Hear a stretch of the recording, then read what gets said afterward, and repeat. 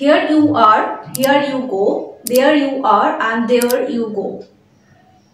Hello everyone, today in this session I am going to talk about the expressions here you are, here you go, there you are, and there you go.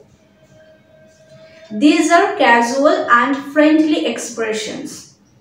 যখন কেউ আমাদের কাছে কোনো কিছুর জন্য request করে বা কোনো কিছু চায় তখন আমরা তাদের এই এক্সপ্রেশনটা দিই। These phrases mean here, take this. This is what you asked me to give you and here is the thing that you asked for.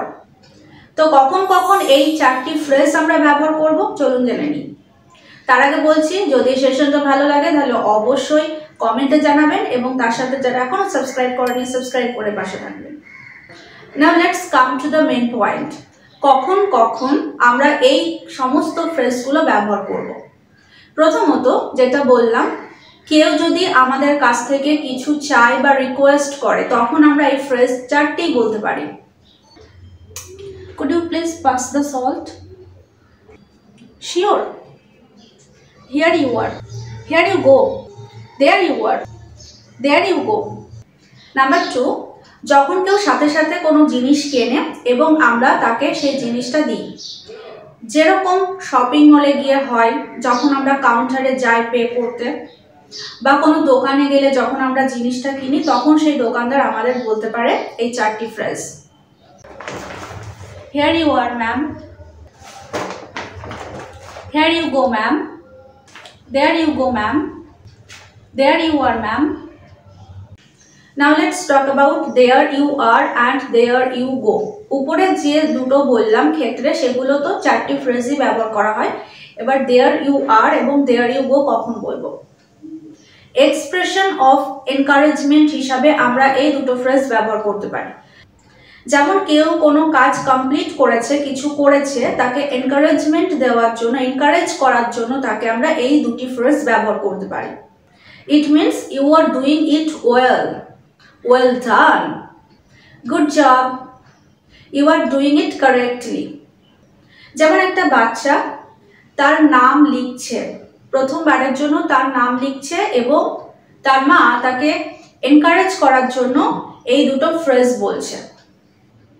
Can I see it?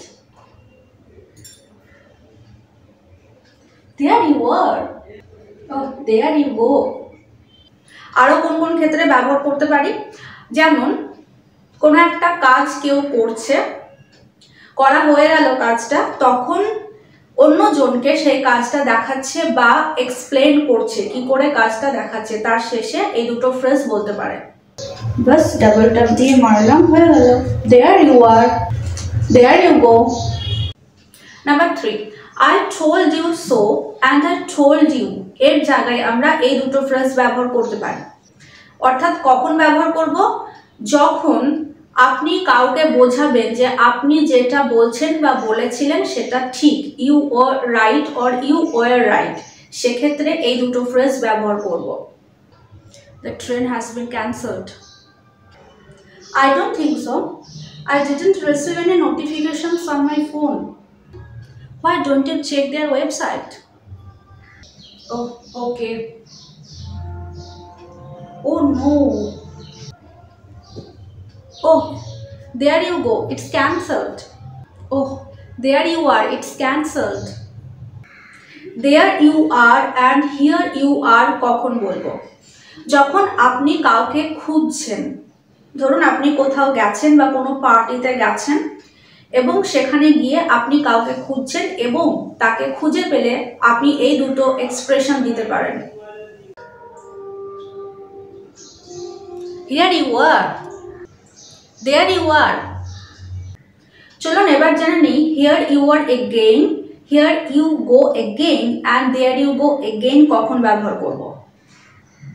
When you are saying that you are annoyed that something unpleasant is going to happen again, সেক্ষেত্রে আপনারা এই তিনটি phrase ব্যবহার করতে পারেন। অর্থাৎ কোনো অপ্রীতিকর ঘটনা ঘটতে চলেছে এবং আপনি তাতে বিরক্ত, এক্ষেত্রে এই তিনটি ফ্রেজ ব্যবহার করা যায়। Baby, do you love me? Oh, what kind of question is that? Of course I do. Then why did not you answer my calls? I was in a business meeting. Oh, here you are again.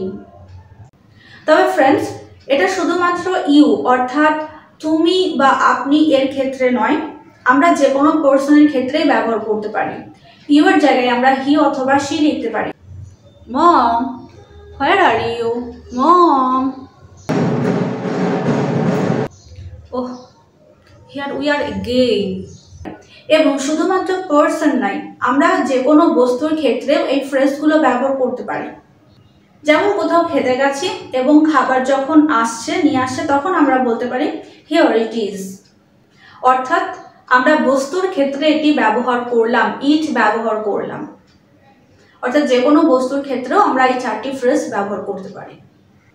So friends, আজকে আমরা 4টি interesting phrase নিয়ে আলোচনা করলাম এবং কেমন লাগলো এই ফ্রেজগুলো অবশ্যই কমেন্টে জানাবেন। তো দেখা হচ্ছে পরের সেশনে এরকম আরও নতুন নতুন এক্সপ্রেশন নিয়ে, নতুন নতুন ফ্রেজ নিয়ে। ততক্ষণ সবাই ভালো থাকবেন, সুস্থ থাকবেন। Thank you.